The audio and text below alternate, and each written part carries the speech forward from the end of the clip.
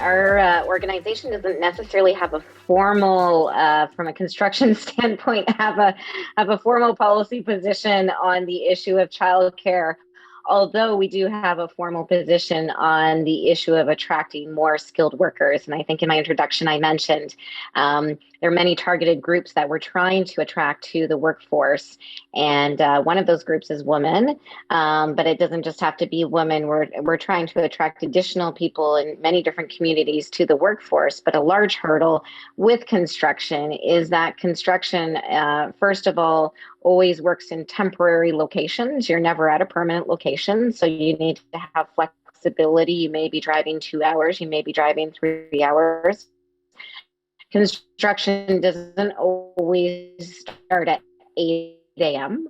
A lot of the times construction will start at 6 a.m. in the too.